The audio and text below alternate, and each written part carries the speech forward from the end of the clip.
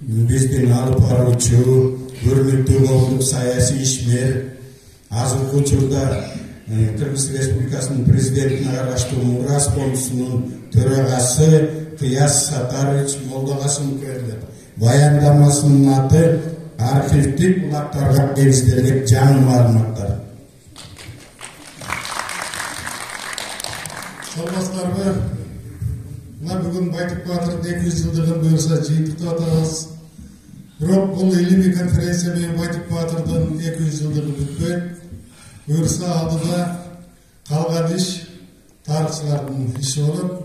Илимий изилдөө иштер буюрса уланат. Жана кандай Капашевичтер айтып кетти. Бул Байтик Баатырга арналган илимий изилдөөлөр чынын айтканда 18-19 жылы мына Алтынбек инибиз менен пландаштырдык элек илимий экспедициялар болмок, архивтерге барбакпыз, бирок пандемия ортодо тоскоол болду. Андан кийинки каражат убагында чечилбей калды. Өкмөттүн жыйынында дагы бул маселени көтөргөнбүз. Байтик Баатырга байланыштуу архивдик материалдар өтө көп. Мен мына Москвадагы, Санкт-Петербургдагы, Ташкенттеги, Алматыдагы архивтердин ар биринен Байтик Баатырга тиешелүү өтө кызыктуу маалыматтарды көп кездештирген. Бирок тилекке каршы ал мезгилде алардын көчүрмесин алуу бир аз татаалыраак болчу. Себеби азыркыдай жана ксерокопия, сканер жасаган аппараттар жок болчу. Ошон үчүн ал мезгилде биз анын көчүрмесин ала алган эмеспиз.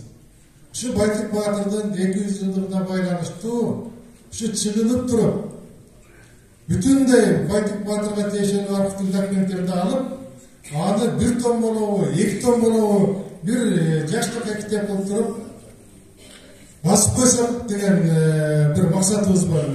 Ошол максатыбыз тилекке каршы азыр ишке ашпай калды 200 жылдык негизинде. Буюрса мына өткөндө биз Нурил Жайылбекович менен ошондой эле мына бүгүн келбей калды. Кыргыз Республикасынын президентинин жана министрлер кабинетинин чечимдерди даярдоо боюнча башкармалыгынын начальниги Юнусалиев Айбек Жазышбекович менен сүйлөштүк элек. Ушул архивге изилдөөгө буюрса каражаттарды дагы табабыз. Анча каражаттар бар. Биз мына өкүл менен сүйлөшкөнбүз, ал каражаттарды да пайдаланабыз. Ушул 200 жылдык шылтоо менен ушунун негизги себеп кылып туруп архивдик документтерди алып келип болсок, кийин ушул боюнча дагы 20 жыл 30 жыл өтүп кетиши мүмкүн. Ошон үчүн тарыхчылар бул ишти дагы улантабыз. Бирок буга чейин архивдик документтерде Алматыдан, Ташкенттен табылган архивдик документтерден Байтик Баатыр ким болгондугун, кандай болгондугун, качан төрөлгөндүгүн биз ошол негизинде тактап бергенбиз. Тарыхчылар кантип тактайт? Мен өткөндө жанагы 19-жылы Байтик Баатырдын доорунда ошол мезгилде ар бир 3 жылда бүтүндөй болуштуктагы элдер атайын каттоодон өтчү. Себеби болуш шайлоо мезгилде Байтик Баатыр сыяктуу инсандар барбы жокпу деп. Бүтүндөй азыркы мына Аламидин районундагы ушул Байтик айылындагы ар бир адам боюнча Алматыда канча баласы бар, канча аялы бар, канча төөсү бар, канча жылкысы бар, канча кою бар, канча жери бар. Ошонун баардыгы катталып турат. Ошонун бир документинен биз мына Байтик Баатырдын туулган жылын аныктадык. Мурдагы маареке божомон менен өттү эле, кийин тактадык. 22-жылы Байтик Баатырдын төрөлгөн жылы туура экенин. 1885-жылы Байтик Баатырды каттаганда 63 жашта деп турат.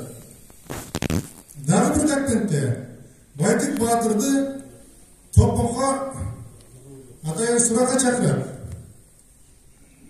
Ал суракка чакырганы негизги шылтоосу өзүнүн бир тууганы сатылган Байтик туустан арыз жазат.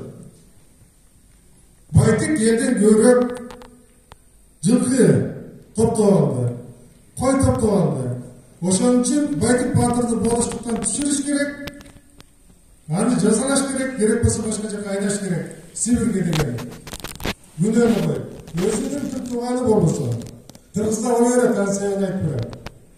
Ошол Байтик Баатырды ошол күнөөсү үчүн суракка алган мезгилде дагы бир документте Байтик Баатыр 1869 жылы 5 февралда Байтикти суракка алып, жашың канчада деп. Байтик Баатыр 46 жашта деп атат. 69 жылы. Ошону көрүп айрымдар ойлойт. Байтик Баатырдын туулган жылы анда 23 жыл турбайбы деп. Бирок андай эмес. Байтик Баатыр билесиздер Бүзүндө төрөлгөн. Бүзүндө. Ошон үчүн бул жердеги жылы туура 1822 жыл экенин бул документ тастыктайт. Байтик Баатыр изилдей турган биринчи Кокон хандын доорундагы маалыматтарды өзү изилдеш керек. Андан кийин Россиянын колониалдык доорудагы архивтердеги Байтик Баатырдын өмүр баянын өзүнчө изилдеш керек. Ошол изилдөөлөрдүн арасында Байтик Баатырдын Кокон доорунда ал мамлекеттик ишмер катары, чыгаан инсан катары таанылган көрөбүз. Байтик Баатыр жөн эле азыркы депутаттардай бай болуп акчасы менен барып туруп эле соттонун бийи болбогон эмес. Байтик Баатыр өзү жаштайынан ошого кичинекейинен баштап даярдаган. Торпокторду минип, жигиттердин артынан ээрчитип, болор бала жаштан дейт, ошол мезгилден баштаган. Байтик Баатыр ушунчалык баатыр болгон. Жанагы Аскарбек айтып атпайбы? Мен чоң энем көрүп калган, тайнеңиз көрүп калган, ошол тайнеңиз көргөндө мынандай баягы адамдар менен отурганда бою мынандай бийик болуп айырмаланып турат деп. Ал жөнүндө 1872-жылы Түркстанский ведомство кезинде Хорошкин жазган. 50 жаштагы Байтик дейт, кыргыздардын арасында кадимки мурдагы кыргыздын каарман баатырларына көрүнүп турат дейт. Көзлөрүнөн от жанып турат дейт. Жүзү сүрдүү дейт. Аны көрүп туруп, кара кыргыздар кандай экендигин Байтиктен билсе болот дейт.